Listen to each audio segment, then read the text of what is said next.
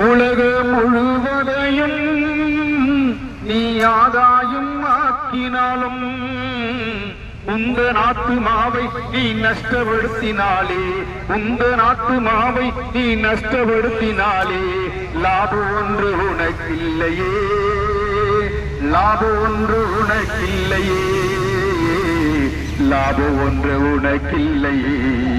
பொல்லாத காலம் இது, பொல்லாத காலம். புவி வாழும் மனிதனின் நிலையில்ல வாழ்வன புரியாத மனிதனோ அறியாமல் வாழ்கிறான். பரிசுத்த வேதாகமத்திலே 1 தீமோத்தேயு 1ஆம் அதிகாரம் 15வது வசனம் சொல்கிறது, பாவிகளை ரட்சிக்க கிறிஸ்து உலகத்தில் வந்தார் என்ற வார்த்தை உண்மையும் எல்லா அங்கீகரிப்புக்கும் பாத்திரமாக இருக்கிறது.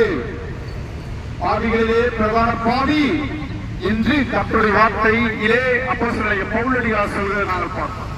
தேவனுக்கு பிரியமானவர்களே, இந்த பூமியில பிறக்கும்போது யாரும் பரிசுத்தமாய் பிறப்பதில்லை, இறக்கும்போதும் யாரும் பரிசுத்தமாய் இறப்பதும் இல்லை.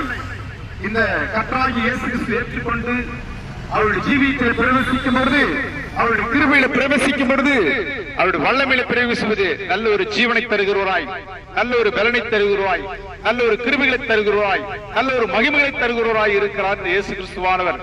தேவனுக்கு பிரியமானவர்கள், லூக்கா எழுதின சுவிசேஷம் தெளிவான ஒரு வார்த்தை சொல்கிறது, ஆண்டவராய் இயேசு கிறிஸ்துவானவர் இழந்து போனதை தேடுவோம், ரட்சிக்கவே வந்தார் என்று சொல்லப்படுகிறது. இன்னைக்கு இந்த பூமியில எத்தனையோ பேரு எப்படிப்பட்ட நிலைமையில் இருக்கிற தேவன் அறிவார். அப்படிப்பட்ட ஏழ்மை உள்ளவர்களை, தாழ்மை உள்ளவர்களை, இன்னும் மனமோட போக்கில போனவர்களை, பாவத்தின் பிடியில சிக்கிக் கொண்டிருந்தவர்களை மீட்டெடுப்பதற்காக இந்த பரமபிதாவான இயேசு கிறிஸ்துவானவர் இந்த உலகத்துக்கு வந்தார். உலகத்துக்கு மாத்திரமல்ல, இந்த உலகத்துக்காக அவர் தன்னுடைய ஜீவனையை தந்து ரத்தத்தின் மூலமாக அநேகரை பரிசுத்தமாக்கினார்.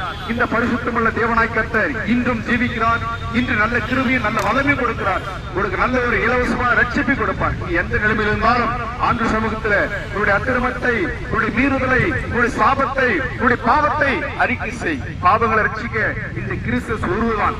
இந்த இயேசு ரத்தத்தின் மூலமாக தான் நம்முடைய பாவங்கள் நீக்கப்படும், நம்ம பரிசுத்தமாக்கப்படும்.